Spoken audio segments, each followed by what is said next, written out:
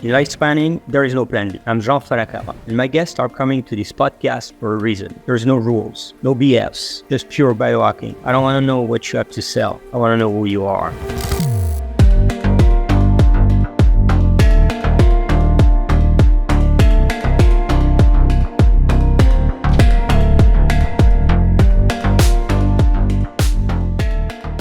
Welcome to the No Plan B podcast. So today we're going to have fun with Dr. Mike. You know what? This guy, you don't recognize him because he has some hair on the face today, but he was clean cut when he was on the cover of our magazine. That's right. Make a different face with that. All right, I got it right here. See that? That's it. Yeah. Yeah, beautiful. The interview was fantastic. Badass. On the other interview did a fantastic job. Of course, you have so much to say. But you know what, Mike? Why don't you introduce yourself just to make sure that we're not skipping anything? Because if I read your bio for an hour, I'm still going to be here and say stuff. But all yours. Well, yeah. I mean, where to start? I obviously have an accent. I originally was born in Belgium. Single mom that provided for my brother and I, so she worked very hard. Went to school over there, obviously, to the University of Brussels. Did physical education first because I loved sports, and sports is a lot of fun, but eventually what are you going to do with a degree in PE? So then I decided to add physical therapy to it, and luckily I did because that's how I came to the United States. I saved $400, packed a backpack, put my jeans on, and came what you guys call live the American dream, right? But it wasn't too easy in the beginning. Credit score 0, no mentor, no coaches, so I got knocked down quite many times, but my motto quickly became, I never lose, I win or I learn. And so it took me a while to get where I am, and today I'm a coach and a mentor helping people, realize their dreams much faster than I did by showing them the pitfalls and making them accountable and things like that. But when I came here as a physical therapist, worked in physical therapy for a little bit, decided that I wanted to learn more about alternative medicine because I saw the benefits of that. So I went back to school, got my Doctor of Oriental Medicine license in acupuncture, board certified in Chinese herbal medicine, homeopathy, etc.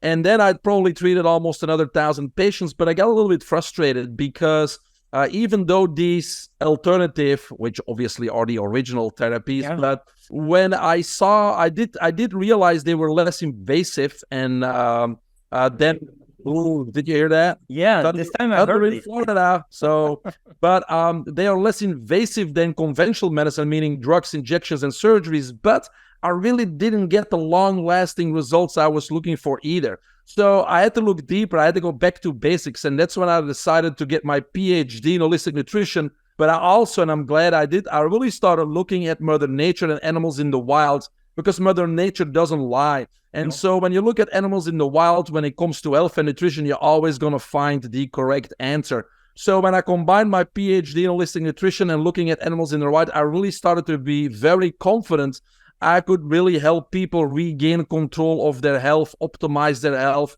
And today, obviously, Biohack is objectively reverse their health. And then I got from, nutrition and doing those types of things, I ended up being the CEO of a stem cell or regenerative medicine clinic, 2015 till COVID started. Then we wisely decided as a team to close the doors because of COVID. We were non-essential. And that's when I really had some time again to think, what is it that I really like to do? I ended up doing many calls, pre-screening calls for medical marijuana during the pandemic. And I really was surprised on how many people really were suffering with anxiety, depression, PTSD, worry, fear. And yes, there's therapies and drugs and supplements for that, but there was an underlying cause.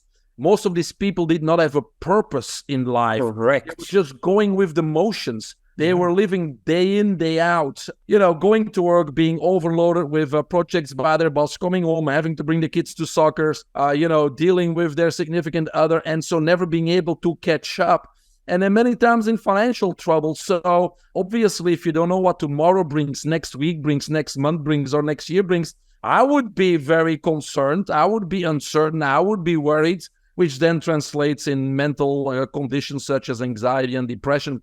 So book number 8 that I wrote, because the first 7 books were all health related, I decided to broaden it up a little bit and really focus on purpose, on focus, on procrastination, on why we can't get the job done, and on unleashing our superpowers. So, I guess today, my superpower is to help people unleash their superpower, because the world needs us today. Yeah, that's awesome. Short story, holistic medicine. That's one question I have for you. The second is, having an uncertain future would scare you, but nothing is steady in this world. Nothing is secure in this world. So I want to come back to this second question after you answer me.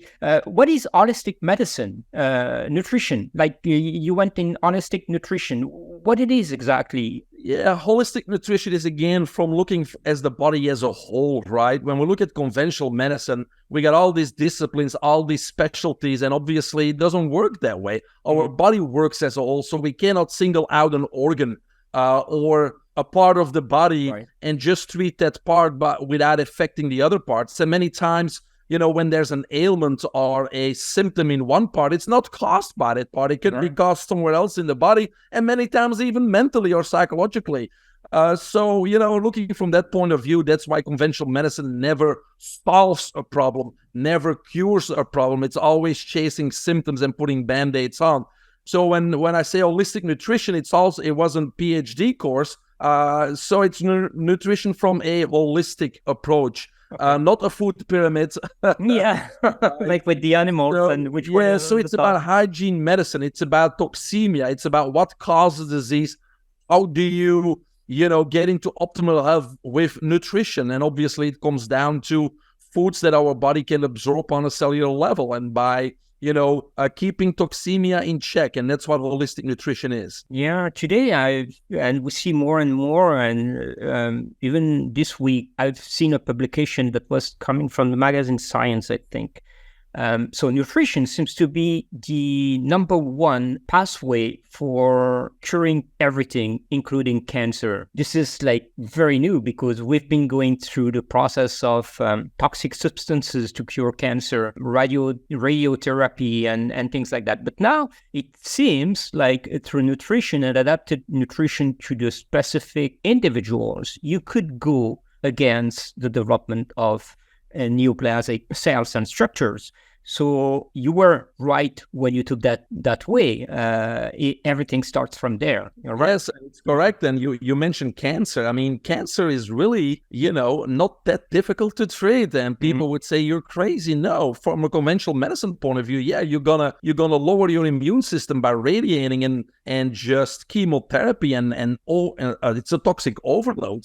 Right. And so now you gotta not only survive the cancer, you also gotta survive the toxicity that's caused by the treatment. And so, I mean, there's many myths around cancer. No need to go into it, but I can send you a link to another podcast that I did about the 7 myths about cancer. But you're right. As my first patient after my PhD in holistic nutrition was actually a 4-stage melanoma patient that was given 3 months. And we're now over 2 decades, or almost 2 decades later, and she's still alive, and she's actually doing what we're doing, is promoting holistic health, because it saved her life, right? And it wasn't that difficult. It's like you said, nutrition is key. Nutrition is not the only thing, because our body is designed to move. There needs to be a good balance between movement and rest. There's light. There's all types of vital things that we can do to assist our body in healing, because only our body can heal itself. But nutrition, of course, is one of the main things, because I still believe that there's only one cause of all disease, and that's toxemia. Yeah, of course. Yeah, because it starts from the fuel that you're ingesting. So it comes from nutrition first. Of course, the environment can have an impact on you, like what you breathe and touch and deep in or whatever. But the main source remains what you ingest. You're right on that, and all the toxic components that we get either through food or from medicine. Yeah, I mean, medicine is very toxic, but man-made foods, man-made drinks. But it's not just what we ingest; it's also what we're exposed to: environmental toxins, the polluted water, polluted air, electromagnetic frequencies, and radiation. I want to go on that. Especially today, with the 4G, 5G, wireless, here we are doing a Zoom. our phones next to us. So it's On all the brain. this that accumulates the toxicity in our body. So in this society, we even need to be more aware to do whatever we need to do to mitigate those damaging effects of those toxins. Yeah, you wrote a book actually on those things as well. We're going to go back on that chapter. Interesting. So for you, you think that the future is more into getting back to the roots of what was the medicine like thousands years ago, when we didn't know much about organs and targeting each organs, but we knew at that time that a certain plant root components was helping people to heal. Yeah, no, and that's of course Asian Chinese medicine. It's all about, herbs, Chinese herbal medicine, traditional Chinese medicine, right? If you think about it, all the drugs today are basically fake copies of active components, Right. ingredients in Mother Nature. That's what big pharma does. You cannot patent something that's natural. You can't make money on a plant or a herb. So they basically figure out what's the active component in this plant or tree or herb or flower that gives that effect thousands of years ago and still today. And then they try to isolate that active component, and then they try to make a synthetic copy. The problem is with the synthetic copy that's not in synergy with all the other active components of the plant, the herb or the flower or the tree, you're going to have a lot of adverse reactions. And now we have some dead matter. And it's very simple to understand that dead matter cannot act. It only can be acted upon. So when we look at most of medications, they all have similar side effects: lightheadedness, nausea, vomiting, rashes. And what are those? Those are attempts of the body to expel the toxin. A medicine cannot do anything. It's that matter. It's how the body reacts upon it, or how the body reacts to it, that has a physiological effect, but usually nothing that would cure or have any long-term result, because then we would only have to take one pill and not take a pill every day for the next 30 years, right? The magic pill. Yeah, everybody's chasing the magic pill. You come to the United States, as I did, and it's the land of dream for the magic pill that solves every problem, that keeps you young, that keeps you in shape. Doesn't exist, but everyone wants to have it. And today you look at companies trying to come up, I found the next supplement that will reverse the length of your telomeres or reverse your age. Yes, as you said, if you don't exercise, And some of those compounds are out there, and they would help you doing that. But what most people don't realize, you need to be in optimal health in order for your body to respond to those compounds. So when I get clients, I always classify them in three classes. Basically, unfortunately, most of them fall in the first class, which is we need to regain control of your health. You are overweight, you're in pain, or you're diagnosed with a disease, so you're below normal. So let's get you back to baseline first. And unfortunately, that's most people. Once we're back to quote-unquote normal, now let's strive for optimal health, which means we need to be strong, we need to be fit, we need to be vital, we need to be in control of our physical, mental, emotional, and spiritual well-being. And only then will optimal health be the ideal foundation to benefit benefit from biohacking technologies and strategies. So if you're not in good health and you're gonna, take that compound to live longer, your body's not gonna respond to that, because it's putting out fires and trying to keep you alive at this moment. Right. And the third component is? The what? The third component is biohacking, right? So once you're in optimal health, now we can implement strategies to objectively reverse our biological age, meaning increase our lifespan.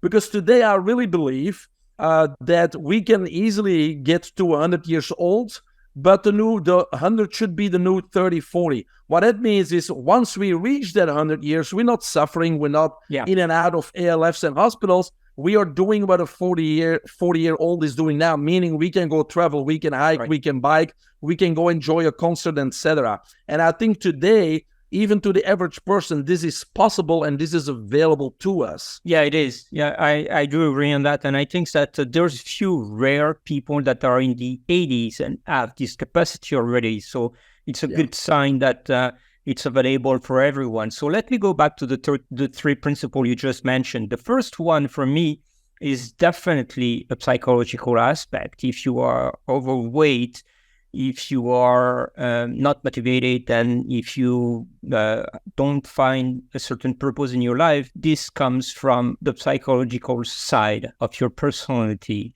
first that you need to address before the physical one. Am I right? Yeah. Okay. Yeah, mindset. As with any client I get, it's always about mindset, right? Why are they overweight? Why are they still having back pain after 6 years? Yes, you're following the doctor's advice, but if after 1 year he's not helped you, and then after 2 surgeries he wants to do a third one, where's your common sense? Yeah. When are you start taking control of your own life or get a second, third, and fourth opinion? I don't know, but you gotta wake up here, and you gotta take control of your own health. You can blame the FDA or the doctors or the healthcare professionals or the big pharma or the TV ads, but ultimately you're responsible for your health and the health of your loved ones. You are so right on that. One just small shadow on that. I think that many people are falling into the problem of being overweight or with diabetes or illness related to health because of the money they don't have to buy food as well. And we give like junk food too accessible and an easy gain for calorie in at low price. And probably we're responsible for that part. Like we've been feeding people with... Yes, of course. And again, it's all propaganda. It's all marketing. It's, they want us to eat as much as possible. They want us to have a big breakfast and things like that. Yeah. It's all about making money. And yes, they make junk food very cheap. And there are obviously a fair amount of people and families in this country that really can't afford more than cheap meals. However, I do want to give a different perspective to that, because in order to be healthy, you only should eat 1 meal a day. Right. That's based on our biology, physiology. If you believe Moses, Jesus Christ, the Romans, the Greeks, all animals in the wild only eat once a day. If they're lucky. Our digestive system is only designed to eat once a day. So if you eat 3 bad meals, you probably could afford 1 good meal. That is absolutely a great point. I love it. That's it. But then you have to change your mindset and make that as an habit and change your mind and priority. Yeah, I always say yes. Everybody has a different income for sure, and different things they can do. But it's always about prioritizing what you're going to spend it on. Even if you make only 20,000 per year or 200,000 per year, there's always prioritizing. And so what you're going to prioritize your spending on is... Yeah, you're right. But then I was more thinking about 1 meal a day means like intermittent fasting habits. You need to rewire your brain to be able to go through that process. And many people, they just cannot sustain 1 second of cold shower. If you ask them to have 1 meal a day, they're going to be like... Well, yes, it's a process. You don't have to immediately, if you do 3-4 meals a day and now you got to go to 1, it doesn't mean you have to do that tomorrow, but it could be, number 1, gradual. Number 2, like you said before, it needs to be a mindset. How bad do you want to do this? Right. There's the knowledge why you would do it. There's the skill. And maybe you need a coach or a mentor to guide you, or a functional medicine doctor. But number 3, we can help with as coaches, which is willingness. How bad do you want to change your health?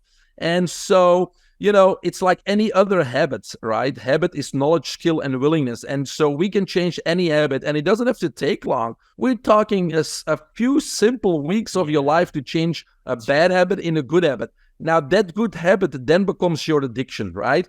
Because a lot of people we talked about junk food, are addicted to junk food. But a lot of people that are healthy are called health freaks because they're addicted to their juicing. They're addicted to the healthy stuff. Yeah. And so, when you're addicted to the healthy stuff, I think it's better than being addicted to the unhealthy stuff. Yeah, absolutely. I'm 100% with you on these things. I just realized that I've been trying to help many people in my life around me that are always asking. I think today, Jean, a lot of people can no longer distinguish between hunger and appetite, right? True. It's not that we're hungry all day long, but we are confronted with food and smells and tastes, and then we have comfort eating, right? So that's, again, back to the mental aspect. And so food is abused in many different ways. And we most of us are unable to distinguish between hunger and appetite today. You're right. Absolutely, Mike. Yeah, I 100% agree with that. So you go to the second part, which is the mindset, and I've read in your bio and everywhere, and we're going to talk about this because this is my favorite topic. Flow state. Flow state. Yes. Oh yeah. For me, you know, I'm. That's my book number 8, the ISOT method, which is in the zone on demand, which is flow state, right? Yeah. Oh yes, I'm a big fan of that. The flow state is something that I've been studying for, I would say, the past 15 years. Yes. And it's an interesting characteristic of our brain that allows us to achieve the impossible. Yeah, correct. That's the difference between winning and losing, even at the highest level. It's always between the ears. Yeah. So you have a method that helps people to achieve that flow state in different steps. Yes. Would you mind sharing that? Yeah, I have different steps. Again, if we're thinking about achieving your highest potential and realizing your dreams, we need to be in the zone, just like a Kobe Bryant or a Michael Jordan, because they never really lost. They lost games, but it was usually because of their teammates, because they never had really a bad game. Even if they have a flu of 103, they still, throw that winning bucket, because, being in the zone is the difference between an NFL or NBA player and an MVP, or between a millionaire and a billionaire, or between achieving your goals and dreams and just falling short. That's the difference, right? And that's why flow state, like I said, is so important. But who can perform at their highest possible potential if you're not doing something you're passionate about? And that's why step number 1 is we really need to find our purpose. And if you think you're living your purpose, let's confirm it and let's make sure you're living your purpose, because the moment we're born, we're pushed in a certain direction. Society makes us go to school and then to college. And once we graduate, we're supposed to work for somebody and make them rich until we're 65. And then there's the golden years, which never come in most cases. Or our parents and teachers push us a certain direction, because if dad's a lawyer, they want you to go to law school. If mom's a doctor, they want you to go to med school. Right. But what is it that you want, right? So I do exercises with my mentees, and I ask questions, and we figure out in just an hour or sometimes a few days on what is your true passion, what ignites fire in your stomach. And often it's not what you're doing. Maybe you may be a brain surgeon today, maybe you're the best in the world even, but it doesn't mean that's your superpower. Yeah. And so we got to unleash, we got to find what that superpower is, step number 1. Step number 2 is then we need to regain control of our life, because most of us, again, are going through motions, and we're worried and we're stressed, and we never take time to work on our dreams. So we got to be in control of our calendar, over our agenda. We got to script our lives. We got to put power routines in place, because the more control we have our life, the more clarity we have. And the more clear we are, the less stress and worry and uncertainty there is. So we know what tomorrow brings, what next week brings, and what next month and next year brings, So there's no reason for all those mental conditions if we're in control of our life and we know where we're going. And in order to know where we're going, which is part 2, we need a plan and a strategy, right? It's like any business cannot be successful without that plan. And so your personal life needs a plan too. You don't need to know the details. You don't need to know the how-tos. You need to know your goals and your dreams and the whats. Yeah. And the rest will fall in place as you take those hurdles and take those incremental steps towards your goals and dreams.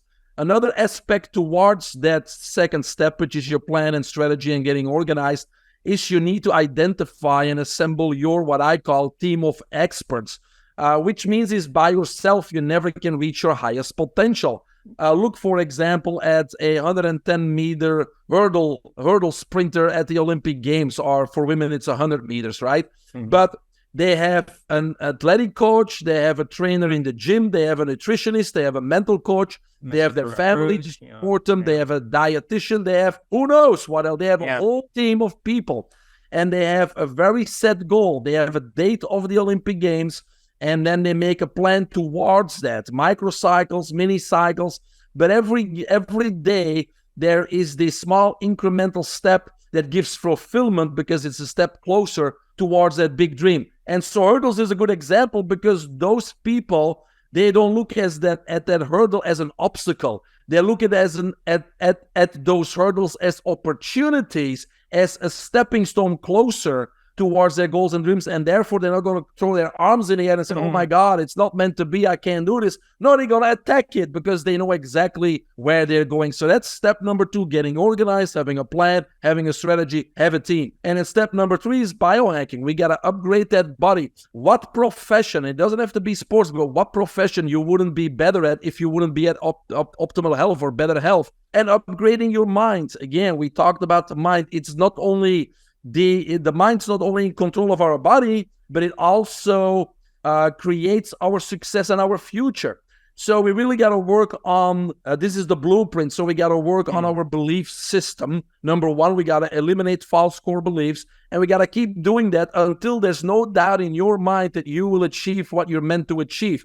Because if there's doubt in your mind, the universe has 2 options, failure and success. If there's no doubt in your mind, the universe only has 1 option, success. And so it's the constant working on the mind. And today, Jean, as you know, it's much easier to do that, because 2 decades ago when people told me, Mike, you need to meditate, I tried. And it's difficult to meditate and clear your mind and get into another brainwave or get to another state of mind. And if you're unsuccessful a few times, you give up. But today we have breath work, we have visualization, we have manifestation, we have brain tap. We got many tools that allows us to experience a different state of mind instantly.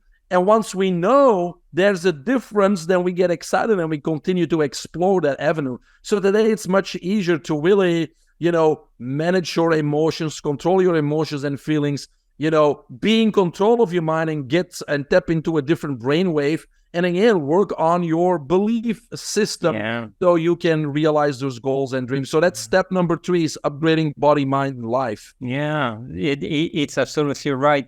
One of the things that is funny, and I'm going to challenge you on that one, is you said that you need to set your goals for 1 week, 1 day, 1 month, 1 year, 3 years to find your purpose. I know for real that if you want to find your purpose, you have to live in the moment. So there is some sort of a paradox in between. Yes. It's funny that you bring that up, because I just finished writing my TEDx talk for August the 12th in Colorado. Nice. And that's what it's about. It's about how to live in the moment. And so I've been caught many times in the past by my daughters, by my girlfriends, like, not being in the moment when you're spending quality time with them. And you feel guilty. And then you got to start thinking, well, this is the first time I got to do something about it.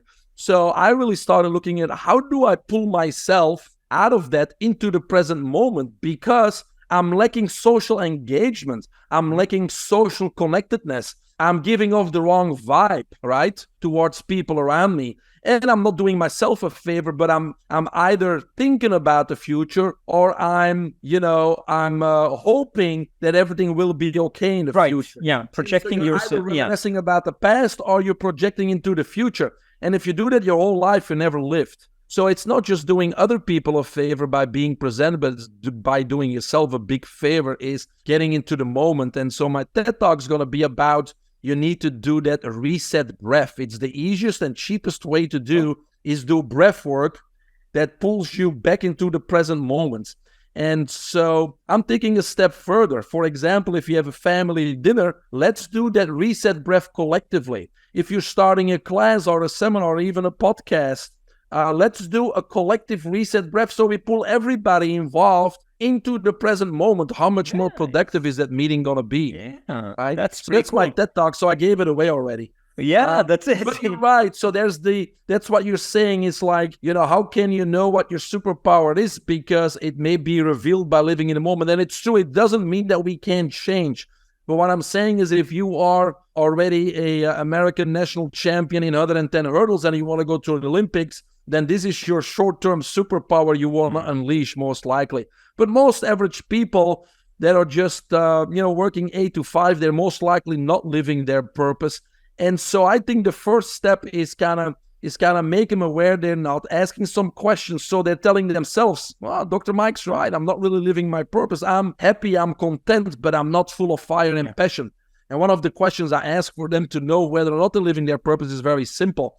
I ask, when you get up in the morning, What's going through your mind just before you get out of bed? Is it, Nice. I have to get up, I have to go to work, I have to do this, I have to get it, or is it, Yeah. I get to get up, I get to go to work, I get to do this? And unfortunately, with most people, it's I have to. That means we need to shift something. Most people say, Dr. Mike, you're right, but I cannot just drop my job. I need to provide for my family, etc., etc. I says, nobody's asking you to drop your job. What we're going to do is we're going to free up just 1 hour each day to work on your real purpose. So at a certain point in time, we can transition in what you're meant to be on earth for here, which is unleashing your superpower, something that you find fulfillment in, because what's life about? It's about finding fulfillment and ultimately helping others, right? Yeah. And so we don't need to drop our life. We need to create that 1 extra hour, which is very easy to do. Oh, yeah. When you look at 5 hours per day. Yeah, I think that people are just like wasting time in their life. Like, okay, 24 hours, it's short in one day, but how many hours are they spending watching stupid stuff on Netflix or TV, or sitting on the couch and eating potato chips? And they're tired coming from work. That means they're not healthy, right? How can you be tired at 5 o'clock when you come from work? But if you take a walk, you're not going to be tired. You take a walk instead of sitting, and your life will change, and that hour is going to be fulfilled with. Then I have the clients who are business people, and they're busy all the time. So this is, I don't have an extra hour. I said, okay, let's walk through your day. Yeah. And then I find out they had 3 meetings, and each meeting was an hour. I said, who cannot make a decision within 15 minutes on a topic? Schedule 15-minute meetings, and instead of 3 hours, you took 45 minutes. So I already saved you 2 hours and 15 minutes right here. Yeah. Right here. Yeah, Mike, you know what? Let's take only 1 hour of that and work on your purpose 1 hour a day. Yeah. Well, people in business today, they fill up their agenda, their teams meetings, to make sure that the whole day it's going to be busy with meetings, jumping from one to the other. They forget one particular and important point. Our brain cannot put more than 90 minutes of attention span. And I've been one of the first saying in this freaking society that people in this industry, in any industry, in corporate in general, should work on flow state. They should work 3 times a day, an hour and 30 minutes. And they'll accomplish a lot more. Oh, way more. That's the thing. And that is a mistake, right? And if you can get yourself in a flow state, you're not only going to work faster, but your end result is going to be much more creative, much better. That's when you come up with ideas. That's when you're creative, no distractions. That's when you come up with the best work, and much faster. So again, you're 100% right. If we can operate in flow state a few hours per day, we accomplish a lot more than being in a rat race and multitasking. And I call it, I mean, they're busy all day, but the question I ask, what did you produce? That's it. And many times they didn't produce much at all. They just were very busy all day. Yeah, they're busy because they like to feel busy. They make them feel important.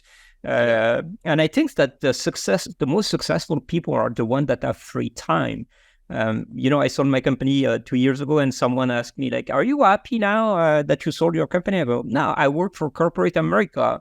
And he goes like, why are you not happy? And I go like, well, I lost the most important thing in my life, freedom. Yes. And this is it. I think that you are happy in life when you have freedom, that you can, like you said, find your purpose, fulfill your life with what you have to do.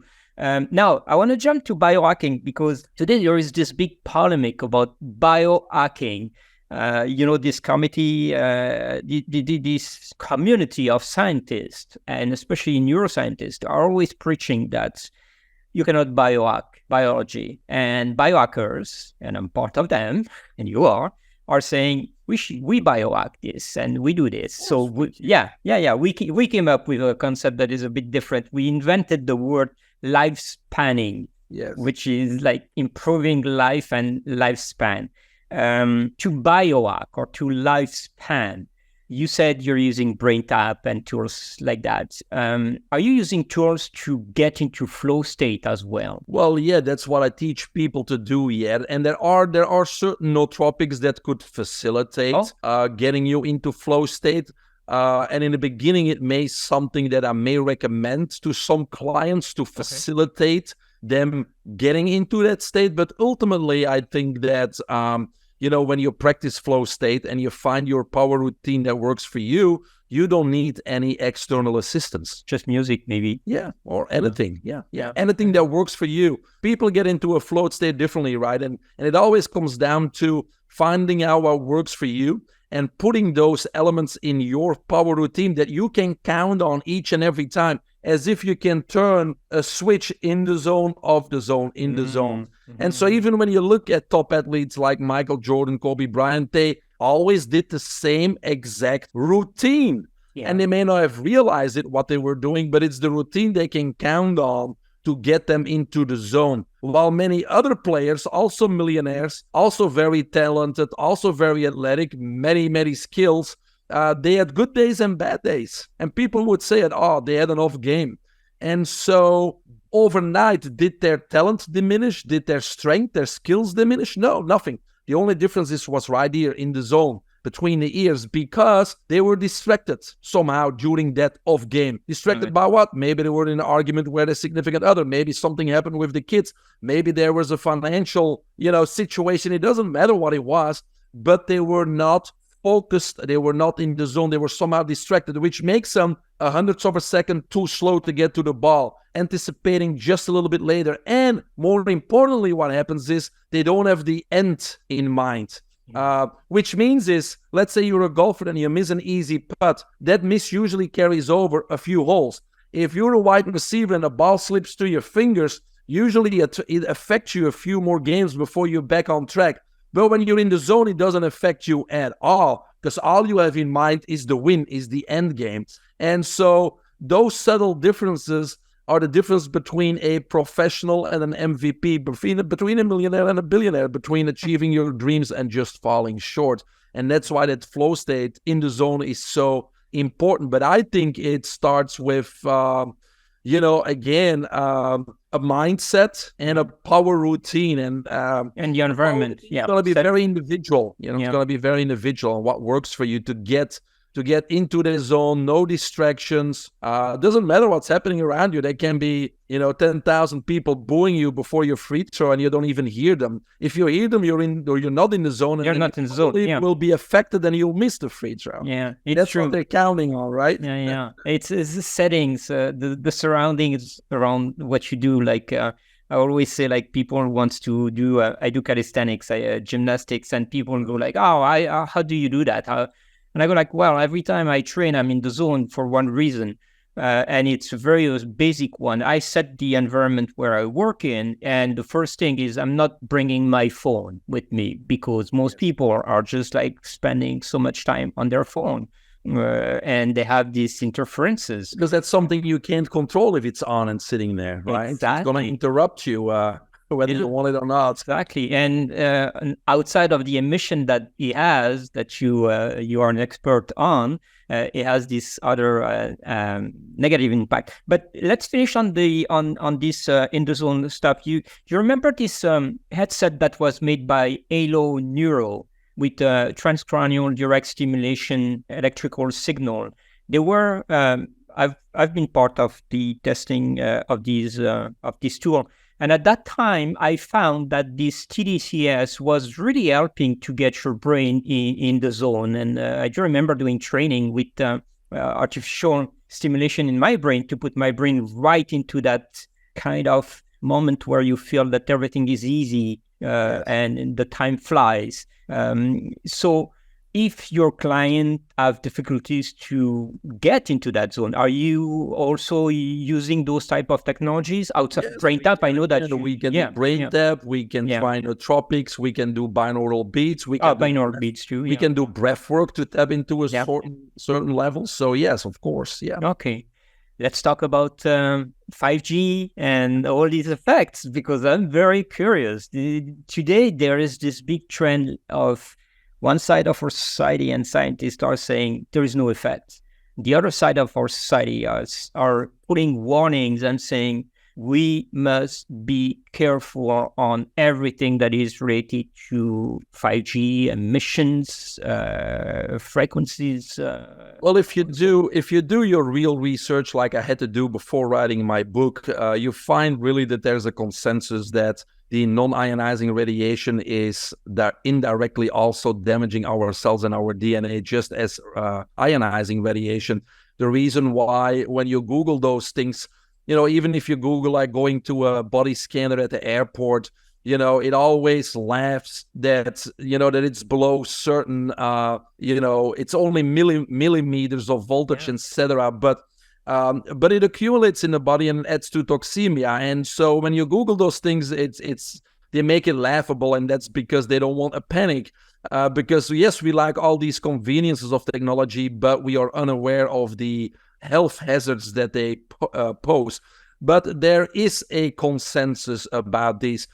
Decades ago, basically, we all assumed that only ionizing radiation, if you remember your electromagnetic spectrum, on the right side, we have the X-rays, the gamma rays. Of course, they are strong enough to cause cellular damage on a DNA level. Right. But on the left side, which are the long wavelengths, such as radio, TV, antennas, and now, microwaves, Bluetooth appliances, your cell phone, etc., it's called non-ionizing radiation because the wavelength is not short enough or powerful enough to directly cause damage on a DNA level. Mm-hmm. And that was the consensus or the assumption. However, since then, there's more than 30,000 studies.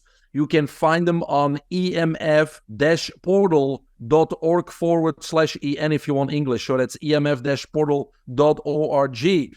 And so there's a consensus. And the consensus basically says, and this is a little bit science, that yes, it's a long wavelength and it's not strong enough to directly cause effect, but there's an indirect pathway on how these longer wavelengths cause damage on a DNA level.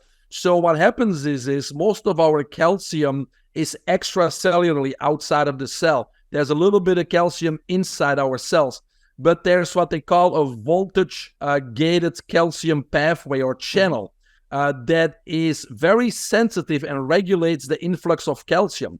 So with electromagnetic frequencies, non-ionizing radiation from these devices, it opens up those channels, which gives an influx of calcium inside the cell. So now we have too much calcium in the cell, which increases superoxide and nitric oxide.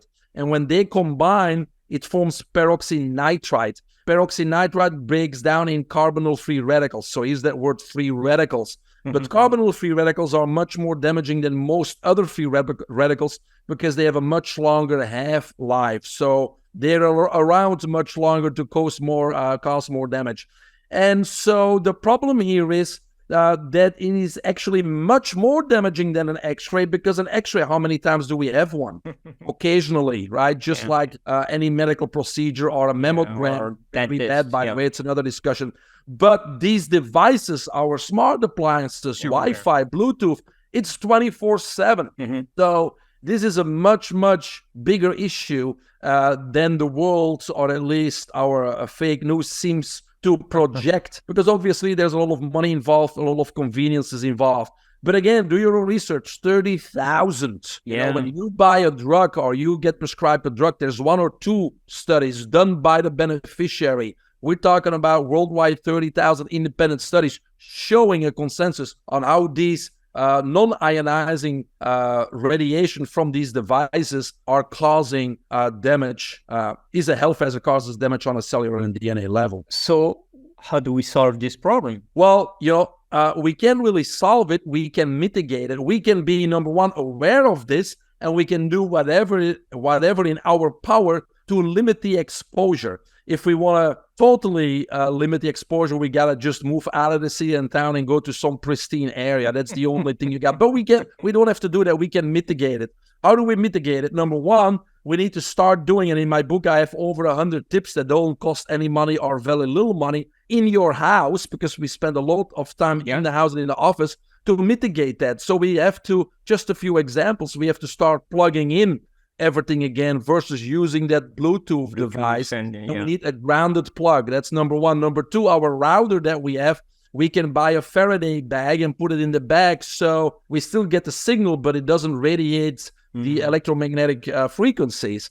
We can buy an EMF meter and see where there's electromagnetic fields in our house, and where those fields are, try to avoid them. Don't sleep under it. Put your bed on the other side of the room, etc. When it comes to these devices, our phone, it's the inverse law of Newton. The further away, exponentially, we get less radiation. So try to use the speaker. Don't put it on your ear. Don't charge it on the nightstand next to the bed. No. If you have a poor signal, do not use it, because then the radiation is exponentially larger, because, it's going to send more because your signal is poor.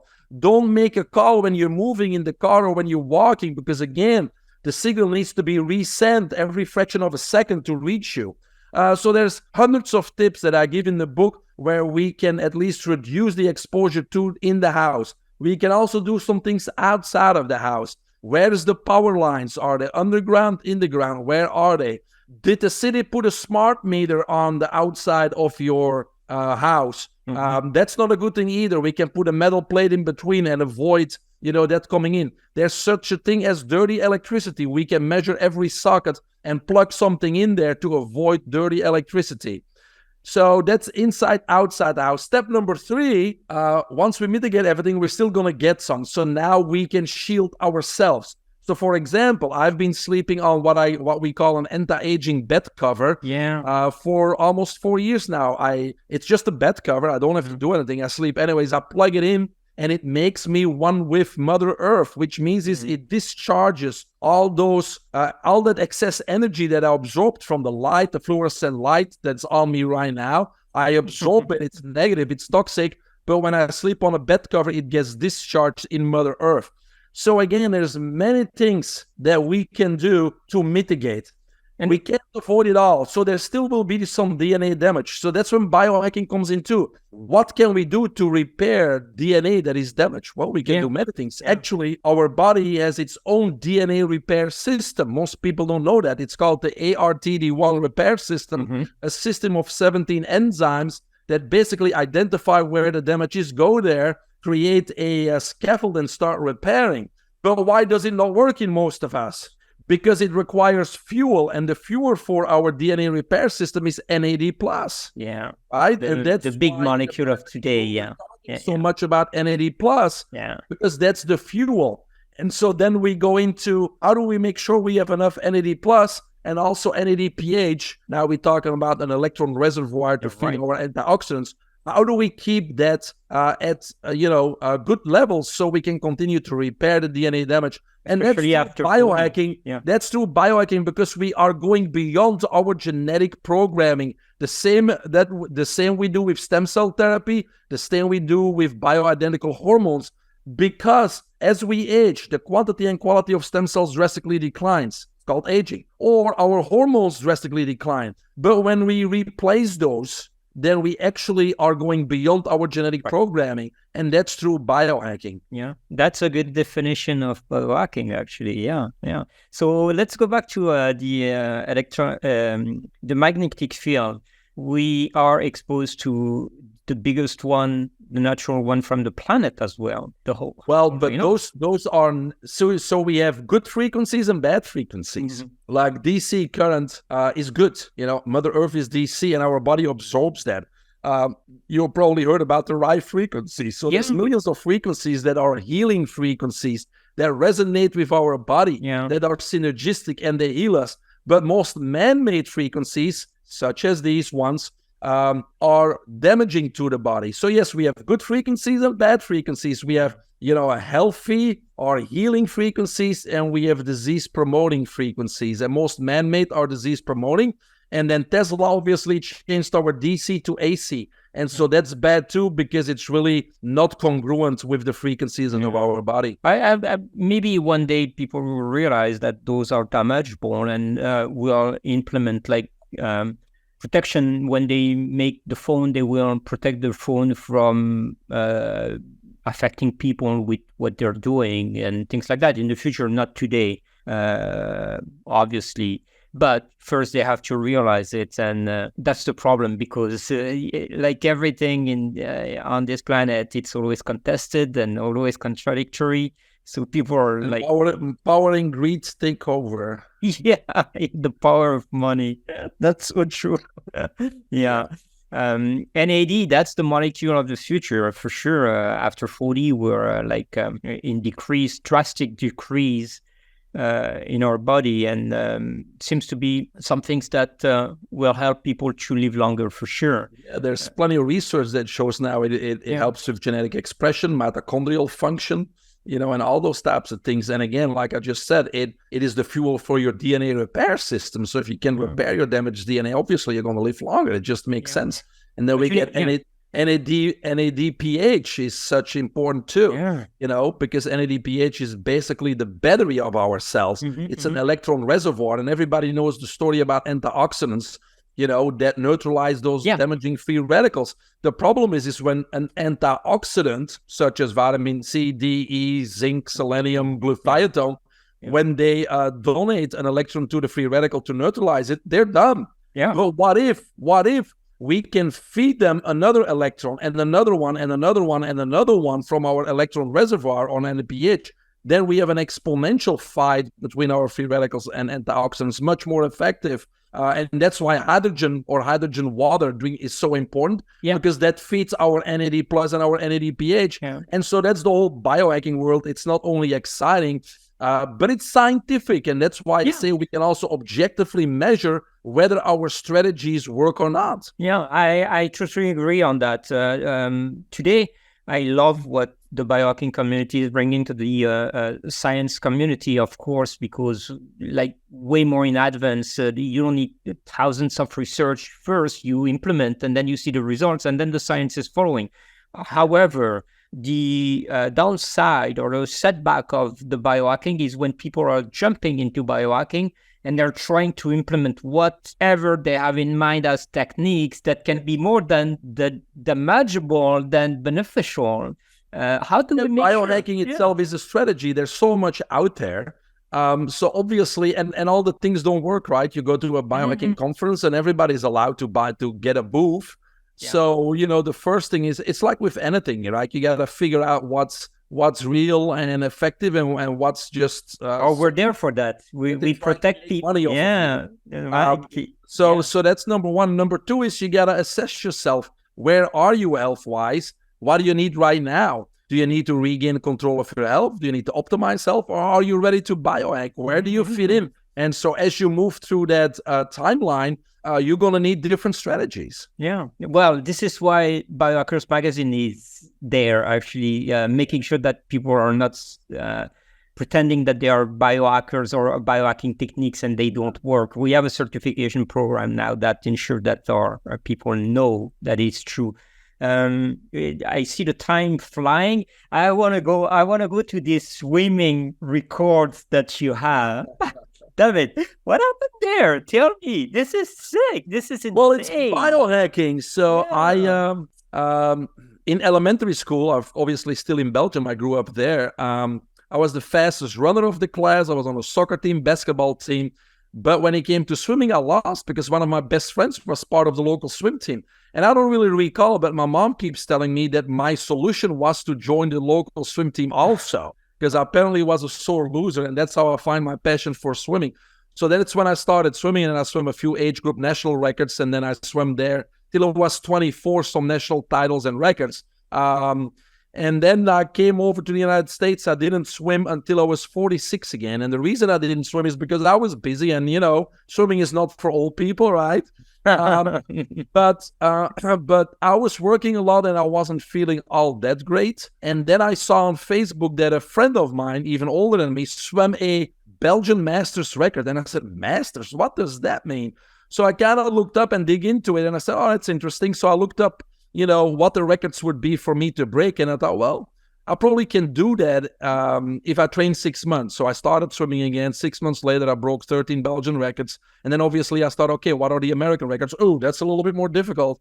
So anyways, in 2019, I ended up swimming a world record in the 45 plus at age 48.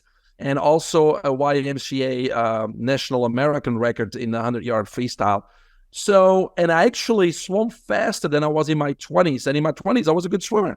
So people ask me, how did you do that? Yeah. And again, my endurance, my VO2 max is much, much poorer than I was in my 20s, obviously. But I compensated with everything else. Number one, I'm stronger. At age 48, I'm 55, almost 50. I'm 52 now. But at age 48, when I swam the record, I was much stronger than Mike at 22. I could beat him up anytime, right? Yeah. And I was biohacking, so I was upgrading my diet. I was taking the right supplements. When you're in the 20s, you don't care about that. Yeah, you drink beer and milk.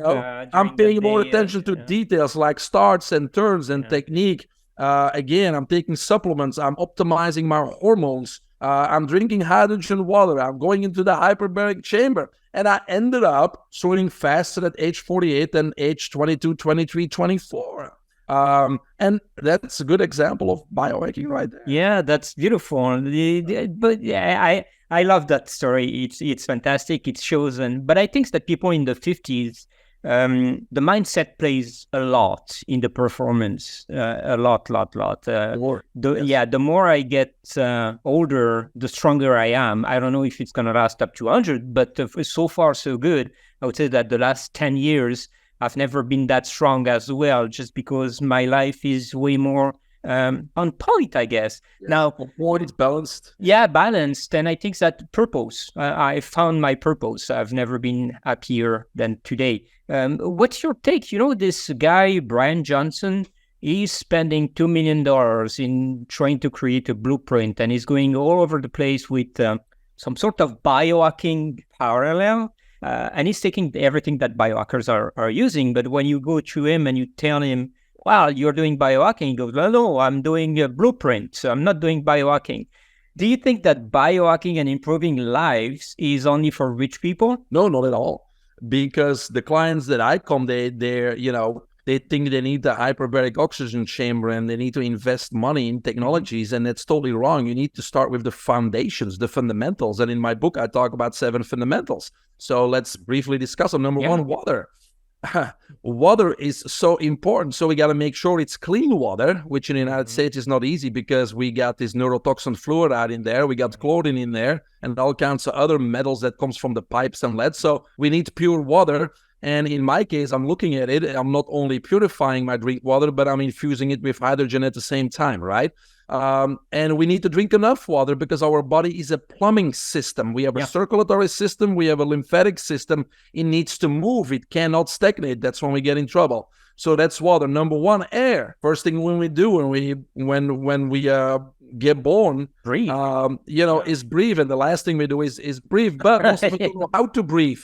Most of us breathe through the mouth, and we need to breathe in and out through the nose. Because that only will be 6 breaths approximately per minute versus 18 to 20. So that's a 300% increase in efficiency just right there. So we need to learn how to breathe and utilize that oxygen. And we need to obviously try to breathe fresh air. So it's about going outdoors. And then we can take the next steps is 100% oxygen, hyperbaric chambers. But no, let's put the foundations in first. So that's water and air, then light. We need to spend more time outside because light stimulates all biological processes, including all nutritional processes, right? So light's very important. Then we can talk about, far infrared light. Yes, I mean, I got a system that's only $1,200, so it's not too expensive where I do far infrared sauna. So basic things. Then we got to obviously talk about movement. We just talked about it with water. We're designed to move. It doesn't mean you have to go to the gym or play organized sports. We just can't sit still. We need to move to prevent stagnation. That's health. That's why we have vibration platforms and mini trampolines, but we don't have to have those. No, you can walk. Make sure you move. Yeah, right? Exactly. Yeah. And then opposite of movement is rest and sleep. We need to really have a good balance because if we don't have enough deep delta sleep, we never recuperate completely, and it's an accumulation. So we age much faster. I always say to people, it's like going to a supermarket. During the night, they're stocking. What if they don't stock for a few days? There's no food left. Things won't work anymore. Publix will have to close or any of the supermarket. So it's about repair, regeneration, renewal only happens in a deep delta sleep. So make sure you get enough rest and sleep. And if you need help with that, there's the brain tap, there's your power routine, there's visualization, there's all those things, right? So movement and rest. Then number 6, upgrade your diet. We talked about diet, wholesome foods. We need to get the right nutrients. We need to get high quality supplements as an insurance policy. So our body gets all the nutrients it needs on a daily basis. So it can renew and repair itself with the right components. And then last but not least, mindset. So we need to start working on our belief system, visualization, manifestation, meditation, breath work. All those things do not cost anything. And if you don't know anything about it, you can YouTube it and you get 1,000 free lessons right there. The best breath app available today is called The Breath Source, because all the masters in the world are right on one app and you can download it for free. Nice. So fundamental stuff first, doesn't have to cost any money. Free. It will make a world of difference right from the bat. Yeah, all natural and all free and all accessible. And they're just back to the root of what we were before as humans, our people, using them naturally. So that's a beautiful message. That's fantastic. Dr. Mike, where people can find you. We're going to put all the links and everything, but you're all over the place in good terms, I think. Yeah. The best place is just go to my website, which is biohackingunlimited.com, because you got my credentials there, you got all my books there, you got my mentorship programs there. You can subscribe to my free email list there. Awesome. So yeah, everything's there. Biohackingunlimited.com. Yeah. So get there, learn about flow state. Or learn more at the Biohacking issue 22 right there. Well, yeah.